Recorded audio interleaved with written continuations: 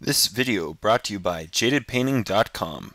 If you need your miniatures painted to a tabletop standard, check out jadedpainting.com. Hey everyone, welcome to another review. As always, my name is Jay, and today I'll be going over the new Space Marine Codex that just came out today. Ooh, Space Marine Codex. Nice cover, hardback, really expensive, but awesome. I like it a lot. Space Marines, yay. And it's always fun when Space Marines get a new Codex, because it's kind of like half the people get a new Codex. So it really does change the metagame a lot. I tend to notice not as many, crazy big changes, because then it would drastically change the metagame. So yeah, this will be a multi-part review as always, because there are so many parts in this book, I can't go over them all in one video. So I'm going to break it up chunk by chunk so I can cover more detail in each video, and you can specifically choose which video you want to watch. So this video will be all about my first impressions of this book, and the things like the Warlord traits, the chapter tactics, and a little bit about the war gear, because there's some new war gear that's really cool, and I want to go over some of it, and yeah, we'll just keep going. So without further ado, let's go. My first impressions of this Codex thus far. I've read over the Codex a couple times quickly. Obviously, it's well written so far. I really like the way that they encompassed all the chapters and of all the vanilla Marines, and they also included Black Templar, obviously. So those of you who don't know, Black Templar have now been encompassed into this Codex. This is kind of their new Codex, which is cool. So not only do all the vanilla Marines get their new Codex, the Black Templar get their Codex too, see? Just for a second, Black Templar, ooh, that's the last I can show, copyrighted. So yeah, they get their new edition too, and I really like about this Codex is it actually goes through all of the founding chapters, the really good history of the Space Marines, and then it goes through all the successor chapters, and then it goes Ultramarine successor chapter. There's Genesis, Aurora, Sons of Aurora, Iron Snakes, and then it goes the next one, White Scars, one of the founding chapters. Then it goes through all the founding, all the successor chapters, that one, Stormlords, Dark Hunters, etc., and it's really well done. Next one, Imperial Fist, Raven Guard. So that's really cool. And the only thing is in this book is that though Black Templar are a successor chapter, for those of you who don't know, they're a successor chapter to Imperial Fists. But in this book, they're gonna get their own rules. And it's really cool because in this Codex now, there are things called chapter tactics, which I will go over in a moment. But basically, wherever chapter you choose, they get their own cool special rules that you can use in the game. And if you choose a successor chapter, you use the parent chapter's chapter tactics. And if you choose one of the ones that's undefined, there's a few that are undefined in the book, that they're like unknown. The Exorcists, Fire Lords, Death Specters, I guess you just choose your own one, whatever one you want it to be. In that case, I don't know. But cool. So first off, we'll start off with the Space Marine special rules. Now these really haven't changed at all. There's combat squads. Ooh, so they can divide themselves up to two. Yep. So full strength 10-man squad can break down into 2 5-man units called combat squads. It's pretty straightforward. You must decide which units are splitting into combat squads and which models go into each combat squad immediately before determining your Warlord traits. So that dictates that. You have to choose it before the beginning of the game. A unit split into combat squads, therefore, is now 2 separate units for all game purposes, including calculating the total number of units in the army and determining the number of units you can place in reserve. That's very important. In an exception to the normal rules, 2 combat squads split from the same unit can embark in the same transport vehicle, providing its transport capacity. So if you have a squad of 10 Marines and they're in a Rhino, you can combat squad them into 2 squads of 5 and keep them in the Rhino, and they act separately inside that Rhino. That's cool. And if you have a bike squad, consisting of 8 individuals, one of them being an attack bike, 1 combat squad will get 5, 1 will get 3, including the attack bike. Cool. That's good stuff. Okay, so now here's actually where it gets a little interesting. I just realized I don't see combat tactics anywhere. Now, for those of you who don't know, combat tactics in the previous edition meant that a Space Marine squad can choose to fall back at any point if they lose combat, and basically it's a jump back and shoot tactic, right? If you lost combat, you can fall back. And worst comes to worst, they catch you, you just become fearless and they don't do anything to you, you stay in combat. But if you get away, then you can automatically regroup the next turn and shoot them. But I seem to think that's gone, and I believe it's been replaced with chapter tactics. Leave a comment in the comment section down below if I'm mistaken, because I'm just going over this very relatively quickly after picking it up, but I don't see that anymore. So that's really cool. They lose combat tactics, but instead they gain chapter tactics, which is what I just mentioned. So that's cool. It's just a substitution one for the other. And I believe they have and they shall know no fear still. Let me just double check. They should all have and they shall know no fear, because they would not have fearless. Let me see. HQ, troops, tactical squad, and they shall know no fear. Yeah, same thing. So, cool. All right, so now we go. Chapter tactics. So essentially, certain units and special characters have specific chapter tactics and can only be taken in detachments of the specified chapter. So there are successor chapters. Now, as I mentioned, if you are in a successor chapter, you must adopt the chapter tactics of the first founding chapter, from which that successor chapter descends. So if you have Stormlords, they use White Scars, and Crimson Fists would be Imperial Fists. Makes sense. Except for Templar, as I mentioned, they're the exception to the rule. They get their own rules, despite the fact that they're a successor chapter. Makes sense. So chapters of your own devising, you can simply choose the chapter tactics of whichever one you want to. If you create your own, or it's one of the ones that's undetermined, you can choose whichever one. And allies, a Space Marine detachment chosen from this codex that has one chapter tactics may ally with another Space Marine detachment chosen from this codex that has a different set of chapter tactics. Ultramarines and Raven Guard, for example. That's scary. That's nice. So you can have Imperial Fist with Ultramarines, both of them have their chapter tactics. That's pretty cool. I like that. That is cool. So first, let's go through Ultramarines chapter tactics. So combat doctrines. This detachment can utilize each of the following combat doctrines once per game. Now, if you take, what's his name? Marnius Calgar, you can actually, I believe he has a special rule where you can actually use them twice. You can use one of them twice per game, just randomly. You just say, you know what, I want to use this one again. And you can use that twice per game. That's pretty cool. So do so at the start of your turn, state which doctrine you wish to use, if any. That doctrine is in effect until the beginning of your next turn, so the whole game turn. Essentially, you can only use one combat doctrine per turn.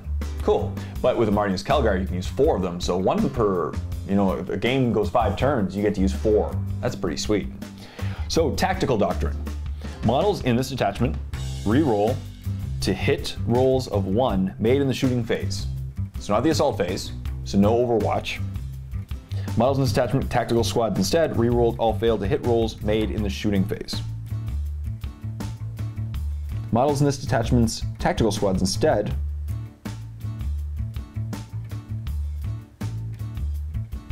models in the detachment's tactical squads.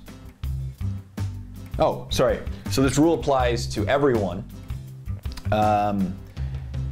So if they're in the detachment, they reroll all to hit rolls of 1 made in the shooting phase, but if they're in tactical squads instead, they reroll all failed to hit rolls made in the shooting phase. Ouch. So basically half them get, if you're not in tactical squad, you get preferred enemy, or I guess, kind of preferred enemy during the shooting phase. The other ones are twin linked. That's nasty. I like that a lot. That's good. Assault doctrine. Units in this detachment can re-roll their charge range. That's good. Models in the detachment's assault squads, bike squads, and bike squads, so the fast attack choices, instead of fleet. That's good. You can re-roll. They're a fleet special rule. All right. That's, gives them a little bit extra advantage, but not that much, because you can re-roll your charge distance. Or a fleet, you can choose to re-roll 1 of them. So it gives you a little bit more power and a little bit more control over your assault ranges, but it's interesting. Next, White Scars. Born in the saddle. Models in this attachment with the bike unit type automatically pass dangerous terrain tests. Nice. And receive +1 of their Jink cover saves. So essentially they become like the special rider guys. Or the expert rider, I believe it's called. Expert rider. In addition, they add 1 to their strength when resolving hammer wrath hits. Nice. Not bad at all. Fight on the move. Models in this attachment have the hit and run special rule. No, this does not apply to models and units that include models in Terminator armor, Devastator Centurions, or Assault Centurions. Right? They have hit and run, but those you can't use it with them. That's cool. Imperial Fists. Bolter Drill. Models in this attachment may re-roll all to hit rolls of 1 with bolt pistols, bolt guns, storm bolters, heavy bolters, or combi weapons that are firing as bolt guns. Okay, so they may reroll all to hit rolls of 1. Not bad at all. This rule does not apply to Hellfire, Kraken, Vengeance, or Dragonfire rounds. Okay. And Siege Masters. Models in this attachment's Devastator squads and Centurion Devastator squads, so the heavy choices, have the Tank Hunter special rule and add 1 to the result when rolling on the building damage table. That's nice. That'll take down some vehicles really quickly. Nice.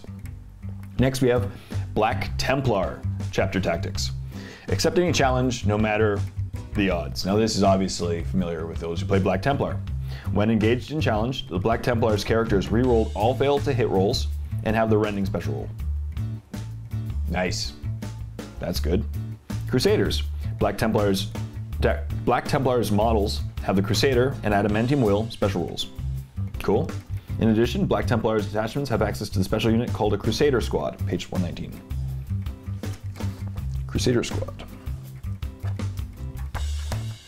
So the Crusader Squad it's a squad of initiates. Like the initiates, the neophytes, and the sword brothers are in the Crusader Squad. And I'll be going over the cost of them later in the troops choices. That's cool. That's good.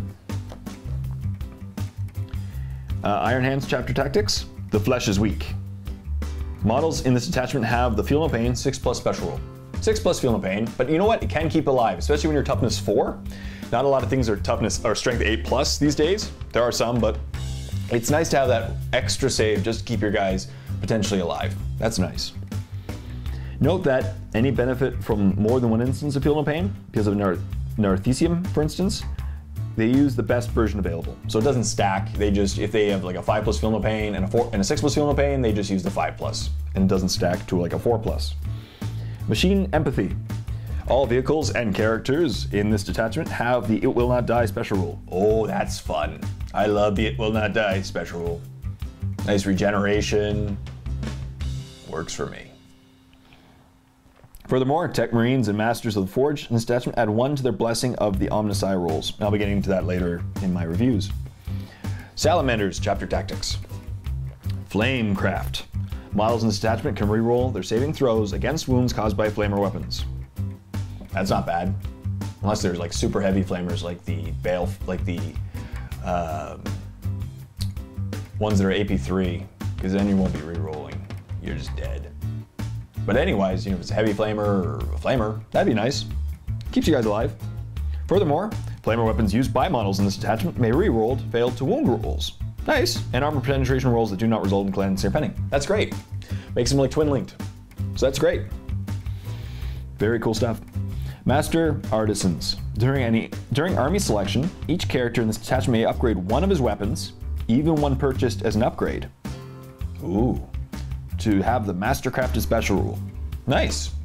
So it's just a free, you can get a Mastercrafted weapon for each character in this attachment. Nice. Just got to remember the Mastercrafted, because otherwise, if you forget, serves no purpose. But that's great. And Raven Guard chapter tactics. Strike from the shadows. Models in this attachment have the Scout special rule. Cool. They have Scout. In addition, on the first game turn, models in this attachment have the Stealth special rule. That's good. Especially if there's no night fighting, it's nice. Note that units that include models with the bulky or very bulky special rules do not benefit from either rule. So Terminators, Centurions, Dreadnoughts.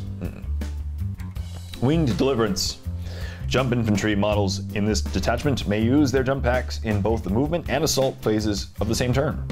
That's nice, because then you can move up 12, and it essentially gives you fleet. You can re-roll so you can move up 12 during the movement phase, and then during the assault phase, you can reuse your jump pack to redo the distance. It gives you fleet essentially, and you get Hammer of Wrath attacks.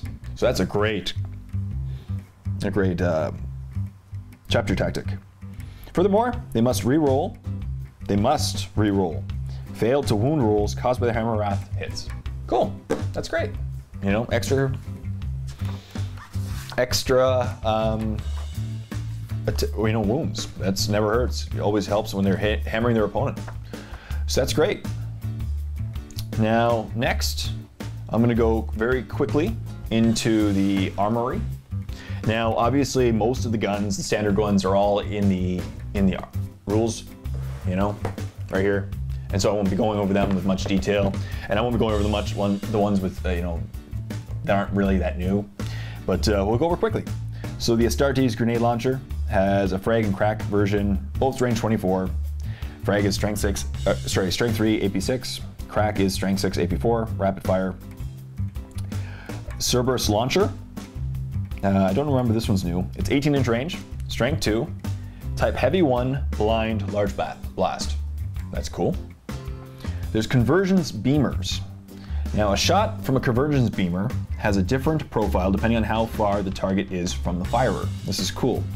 When a target is 72 inches when firing the conversion beamer, place the blast marker over a target within 72 inches and then roll for scatter.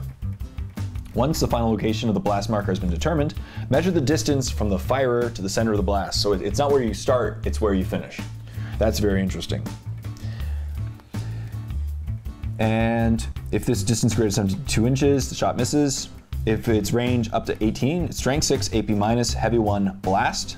If it's 18 inches to 42 inches, it's strength 8, AP 4, heavy 1, blast. And if it's 42 to 72 inches, it's strength 10, AP 1, heavy 1, blast. That's cool.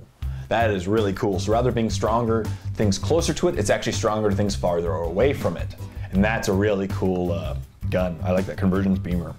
I'll find out who later has it. Probably the master of the forge. So, Cyclone missile launcher, standard. Deathwind launcher is 12-inch range, strength 5, AP minus, heavy 1, large blast. The demolisher cannon stayed the same, strength 10, AP 2, ordnance 1, large blast, 24 inches. Now, here's where it gets interesting, the grav weaponry. Now, I am actually not the biggest fan at first glance at this grav weaponry. I don't see the point of it really, other than against the occasional vehicle. I prefer plasma guns. You know, if I'm a Space Marine, I'd rather take a plasma gun and just risk that 1 in 18 chance that I'll die by shooting a plasma gun shot than a grav weaponry. Because this grav weaponry is cool, but it seems really circumstantial and really gimmicky. You know, basically, for grav weaponry, now it's a special type of weapon that instead of wounding against your toughness, it wounds against your armor save. And it basically, you just need to roll equal to or greater than your opponent's armor save. So if your armor save is, for example, if you're shooting a Terminator and they have a 2+ armor save, you just have to 2+ to wound, and it's AP 2. So that's pretty nice against Terminators. But what if you're against demons who have no armor save? 6+. If you're against orcs, 6+. Termagants, 6+. You know, even Hive Guard, 4+, versus a plasma gun, which no matter how tough your opponent is, a plasma gun will most likely wound on a 2 or 3 at worst. You know, there is the occasional circumstance of shooting against a toughness 9 Hive Tyrant that you get to wound on a 3+ with the grav weaponry versus a 6 with a plasma gun, but that's very circumstantial.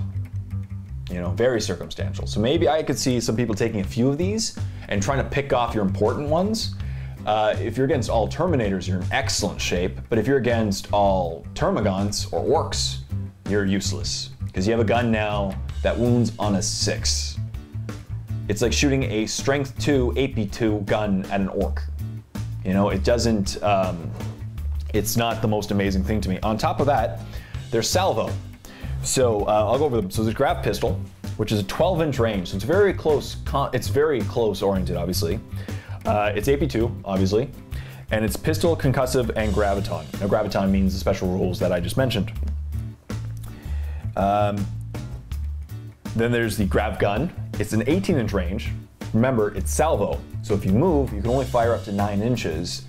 And it only fires, it's a salvo 2-3. So if you move, you can fire 2 shots at 9-inch range or 3 shots at 8-inch range if you don't move. So again, it's not a very far gun. And if you're shooting at something that's gonna be this scary in front of you, it's gonna get to you if you don't, you know, it's just, I don't know, maybe, leave comments in the comment section below. Maybe I'm missing something, maybe they are amazing. I just don't see them being that more amazing than a plasma gun, where you can rapid fire 12-inch range, you can move, and rapid fire, and it's strength 7 AP2. So against monster creatures, you're wounding on a 3, you know, like a Hive Tyrant, 3+. What would you normally be moving with a graviton weapon? 3+. Same thing. But you get 2 shots. So cool. And then there's a grav cannon, 24-inch range, salvo 3.5. So again, if you stay stationary, 24-inch range, 5 shots. That's nice. Yeah. Also, just to mention on vehicles, if you hit a vehicle with a graviton weapon, roll a d6. On a 1 to 5, does nothing. On a 6, the vehicle suffers an immobilized result and loses a hull point. That's really cool stuff. So against the vehicles, if you have a bunch of shots, maybe you'll get a 6. Immobilize a Land Raider, awesome sauce. And in this case, a plasma gun can't do that, but a plasma gun on a 6 will glance, you know, almost every vehicle minus a Land Raider, you know, the armor 14 rounds. So again, grav weaponry. I think it's very circumstantial. I think it's kind of gimmicky. I don't know. Maybe it's good. In the comments if you disagree with me. I could be wrong. You know what? This is my first reading of the Codex, and or my third, technically, my review of the Codex. Maybe I'm wrong. Maybe they are amazing. Leave comments in the comment section down below of why you would take one over a plasma gun or a Malta. I'll go over the points later about how much they are. And a Hurricane Bolter. Hurricane Bolters, twin link bolt guns, stay same. Carry Storm Cannon RA, same as before. Storm Cannon Array. This is the new gun, right? This is one of the ones on the new tanks, which I'll be going over in heavy support. There's a single target. Now, this is a one tank with the 2 guns that look like the autocannons, and it's a 48-inch range.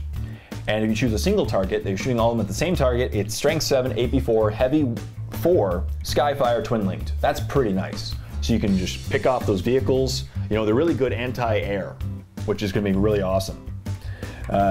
Or there's dual targets. You can choose to shoot at different targets, but it's also 48-inch range, strength 7, AP4, but it's heavy 4, so 2 shots per.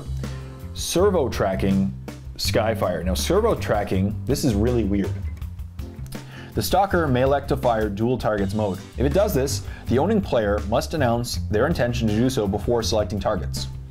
And the stalker must select 2 separate targets, making a full shooting attack at each using the dual targets profile above.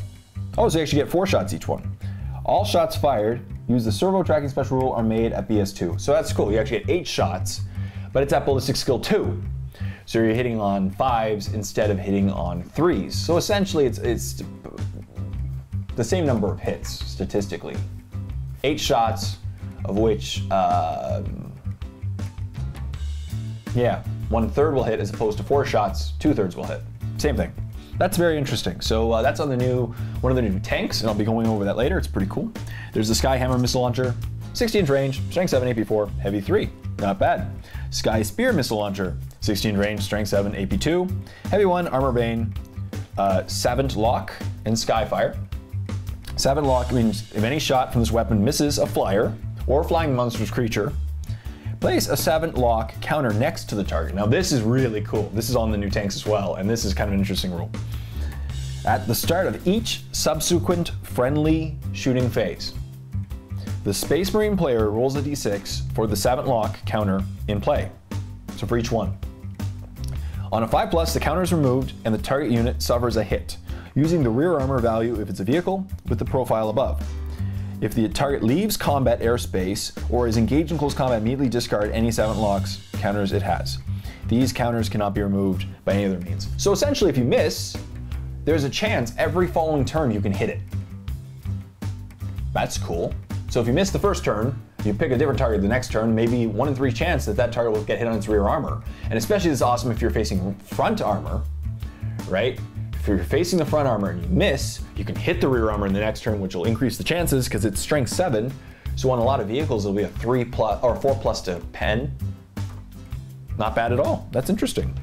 Storm Strike missiles, 72-inch range, strength 8, AP2, heavy 1, concussive 1 use only. Thunderfire cannon, service detonation. So Thunderfire cannon has 3 different modes. One is service detonation, air burst, and subterranean blast. All of them are 60-inch range. Surface detonation is strength 6, AP5, heavy 4, barrage blast. Air burst is strength 5, AP6, heavy 4, barrage blast ignores cover. And subterranean blast is strength 4, AP-, heavy 4, barrage blast tremor. And tremor means any unit hit by a subterranean blast will move as if through difficult terrain in its following movement phase. Cool. The vehicle must instead take a dangerous terrain test if it moves in the following movement phase. Again, pretty cool. And then melee weapons. There's Crozius Arcanum, which is a rod. Its strength +2, AP4, melee concussive. The Relic Blade, which is strength +2, AP3, melee two-handed.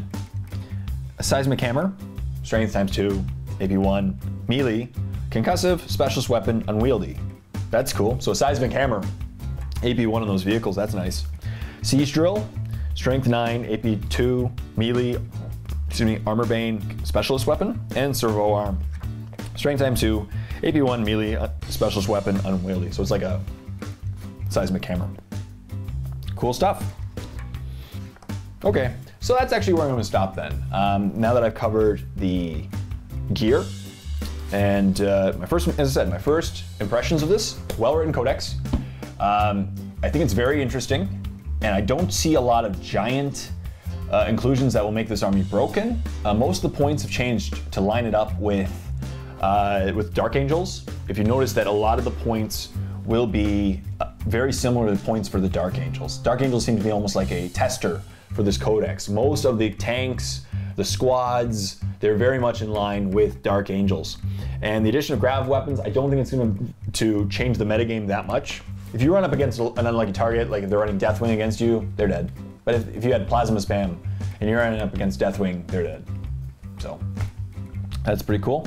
Yeah, and that's basically my first impressions. I really think, and I will be going over all the points cost to show you how they've changed and how they're relatively close to the Dark Angels, and what is really awesome, what is increasing price, what is decreasing price in future videos. So please click on the next videos. Please like this video, comment in the comment section down below if you have anything to add, and please like the video and subscribe to my channel if you already haven't done so. It really does help a lot. So till next time, this is Jay saying, happy painting, everyone.